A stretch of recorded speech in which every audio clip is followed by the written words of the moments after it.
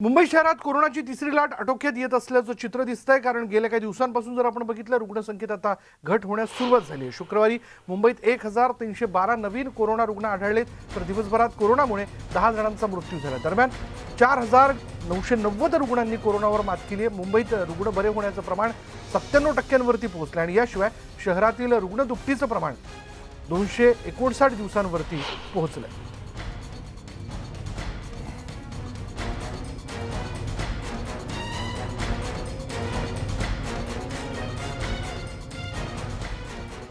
आता एक दिलासादायक बातमी अशी आहे की डॉक्टरांबाबतची बातमी आहे।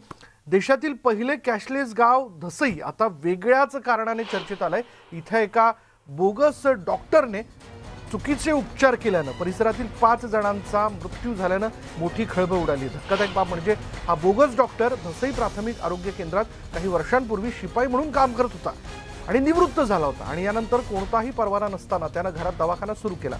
पांडुरंग घोलप असं या बोगस डॉक्टरचं नाव आहे।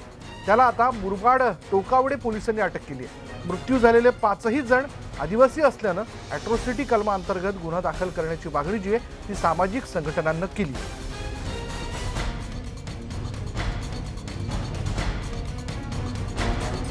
आजीला दवाखान्यात घेतला होता। पांडुरंग घोलपकडे तिचा हातपाय दुखत होतं म्हणून तर त्यांनी 2 इंजेक्शन दिली, गोळ्या दिल्या। आम्ही आलो घरी। दुसऱ्या दिवशी आजी वारली। पांडुरंग घोलपवरती कारवाई करण्याची आमची विनंती आहे। त्या माणसाचा मग शोध घेतला तर माहीत झालं की त्या धसई येथे मुक्कामी त्यांच्या राहत्या घरी इंजेक्शन देतात म्हणून माहीत होतं की ह्याला कोणतीच डिग्री नाही आहे। विना परवाना त्यांनी ते इंजेक्शन दिलेलं आहे हे आपल्याला माहीत झालं संध्याकाळी काल। तातडीने आपण जवळच्या टोकावडे पोलीस स्टेशनमध्ये त्यांच्या विरुद्ध FIR नोंदवण्यात आलेली आहे। एक बोगस डॉक्टरची 420 आणि 304A ह्यांच्या दिलेल्या इंजेक्शनमुळे 3 लोकांचा मृत्यू झालेला आहे। ठाणे जिल्ह्यातील मुरबाड तालुक्यामध्ये पुन्हा एकदा आरोग्य यंत्रणेच्या निष्काळजीपणामुळे 8 ते 10 आदिवासींचा बळी गेलेला आहे। धसई परिसरामध्ये एका डॉक्टर म्हणून मिरवणाऱ्या एका इस्माने, पांडुरंग घोलप या इस्माने 8 ते 10 आदिवासींच्यावर चुकीचे उपचार केल्याने त्यांचा बळी गेलेला आहे। कालचीच अतिशय दुर्दैवी अशी घटना अलका रामा मुखणे, धसई परिसरातली जी आदिवासी महिला ती सुद्धा तब्येत बरी नसल्याने त्या ठिकाणी उपचारासाठी गेली आणि उपचार तिच्यावर चुकीचे झाले म्हणून तिचा सुद्धा दुर्दैवी असा अंत झालेला आहे। या घटनेला पूर्णस्वी आरोग्य यंत्रणा जबाबदार आहे आणि या इस्मावर पांडुरंग घोलप याच्यावर अॅट्रॉसिटी ॲक्ट अंतर्गत गुन्हा दाखल करण्याची आदिवासी संघटनेने मागणी केलेली आहे। याचबद्दल बोलूयात आमचे प्रतिनिधी गणेश गायकवाड आता क्षणाला आपल्या बरोबर आहेत।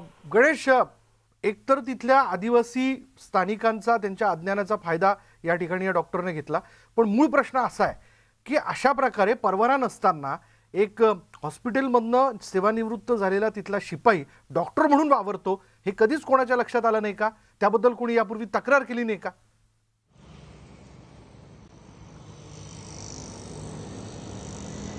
विशाल, मुरबाडसारख्या ग्रामीण भागामध्ये हा एकच डॉक्टर नाही आहे, तर असे असंख्य डॉक्टर जे आहेत जे बोगस आहेत मात्र ते समोर येत नाही। आरोग्य यंत्रणा असतील त्यांच्यावर छापेमारी का करत नाही? कारण सामाजिक संघटना ज्या आहेत त्या वारंवार या बोगस डॉक्टर संदर्भातली माहिती आरोग्य विभागाला देत असतात, मात्र त्यांच्यावर कोणत्याही प्रकारची कारवाई होत नाही। विशाल, हा जो शिपाई होता जो धसईच्या प्राथमिक आरोग्य केंद्रामध्ये काम करत होता तो 2008 साली सेवानिवृत्त झाला होता आणि 2009 सालानंतर त्याने आपल्या घरातच दवाखाना सुरू केला होता। कोणत्याही प्रकारचा त्याच्याकडे परवाना नव्हता आणि जवळजवळ 12 वर्ष तो तिथल्या आदिवासी लोकांवर उपचार करत होता आणि आदिवासी बांधव हे काही प्रमाणात अशिक्षित असल्यानं याच्याकडे डिग्री आहे का, याच्याकडे कोणती डिग्री आहे याची कोणतीही खातरजमा न करता हे जे रुग्ण आहेत ते त्याच्याकडे जात होते आणि जात असताना तो आपल्यावर काय उपचार करतो हे देखील त्यांना कळत नव्हतं। म्हणजे जवळजवळ 12 वर्ष हा जो शिपाई आहे जो डॉक्टर म्हणून वावरत होता तो 12 वर्ष या ठिकाणी व्यवसाय करत होता।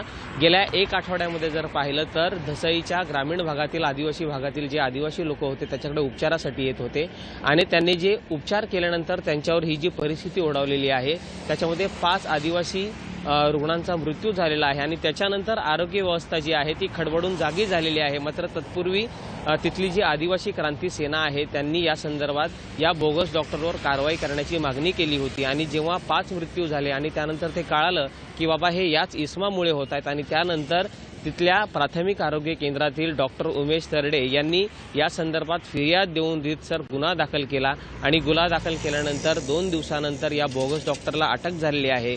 अटक झाल्यानंतर त्याला काल न्यायालयामध्ये हजर केला आणि हजर केल्यानंतर न्यायालयाने त्यांना 4 दिवसाची पोलीस कोठडी सुनावलेली आहे।